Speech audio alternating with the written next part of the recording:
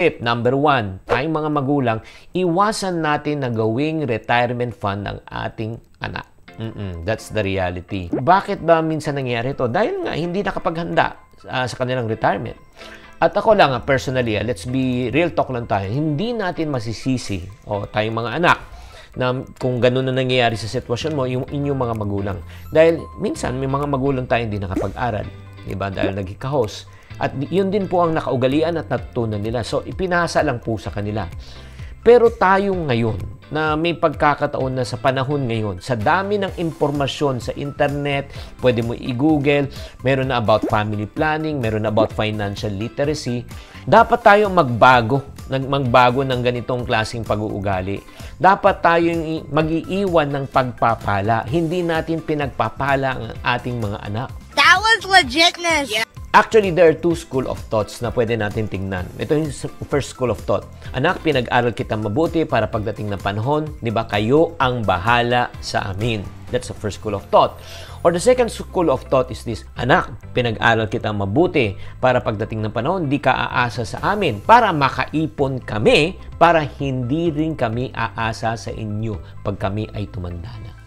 Ngayon, kayong tatanungin ko, di ba, as mga iponaryos, what do you think is a better option? Yung number 1, option 1 or option 2?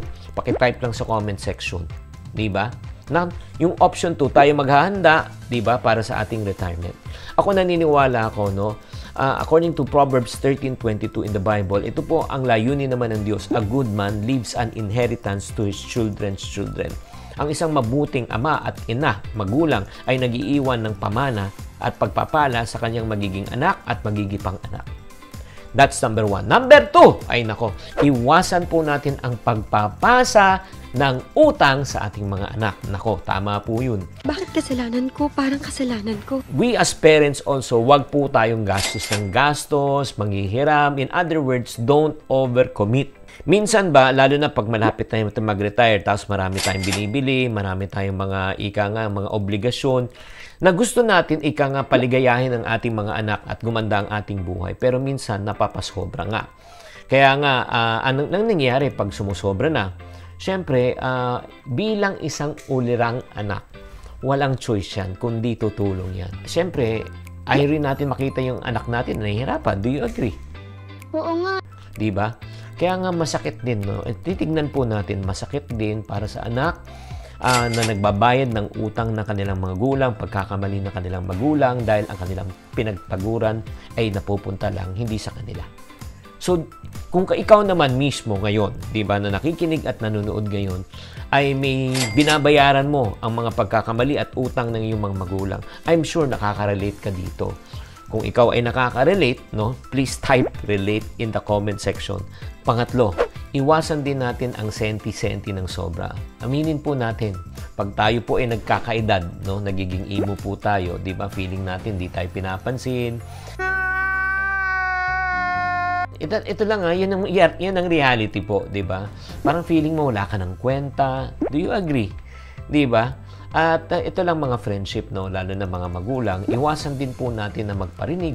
Huwag natin idaan sa sumbat, di ba? Huwag natin idaan sa init ng ulo, huwag natin idaan sa drama at iyak, di ba? Kasi minsan, di ba, pag sinusumbatan natin, damot-damot mo, hindi ka na marunong tumanaw ng utang na loob. I deserved an explanation. Ay naku, ang sakit nun, ha?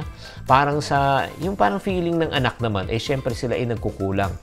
Unawain natin mga magulang na ang mga anak natin ay parang mga ibon din na ating inaruga, di ba?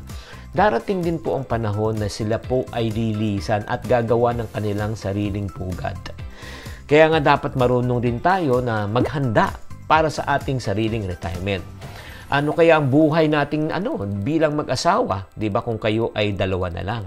Kaya nga dapat ganun po isipin natin. At pang-apat po, mga magulang, iwasan din natin magbilangan at magkwentahan. Kung mga tambuhay ko para sa inyo, para sa mga kapatid ko. Nako, mga friendship, sad reality, may mga ilang magulang, hindi ko naman nila lahat, na minsan demanding, 'di ba, sa ika nga kinikita ng anak, parang dapat may kabakas, 'di ba?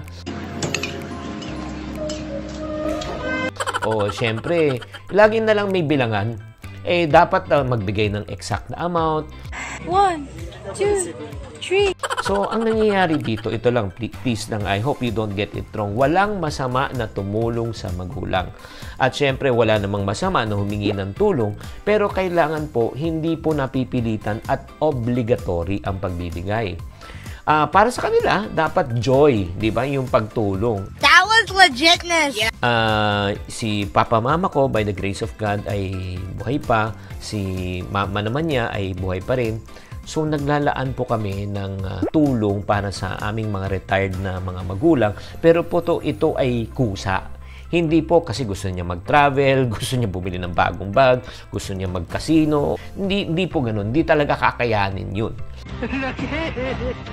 Kaya nga kailangan maging mapangunawa po tayo. At para sa mga anak na tumutulong, para hindi naman kayo makonsensya at mahirapan, ay mag-usap na kayo ng magulang nyo kung hanggang saan lang ang abot kaya ng iyong suporta. Alam ko na medyo tricky at medyo sensitive itong pinag-uusapan po natin, pero dapat din pong pag-usapan para mamulat po tayo sa katotohanan. Ito po mga kaugalian na dapat nating iwasan. Ang ibig sabihin, ang mali ay dapat itama para hindi na po tayo mahirapan in the end. Para sa mga magulang, dapat magkaroon po tayo ng mindset na hindi ako aasa sa anak ko sa pag-aking pagtanda. At para sa mga anak naman, tayo naman po ay magbigay ng kusa at alam naman po natin kung ano ang sakripisyo ang ginawa ng ating mga magulang para tayo ay maging matagumpay.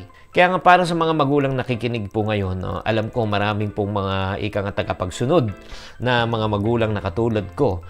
Ang tanong ko po sa inyo, do you want to avoid this in the future? Okay? Or if not naman, kung ikaw naman may pinagdadaanan, medyo papunta ka na doon, do you want to prepare for your retirement para hindi ka na umasa sa iyong mga anak?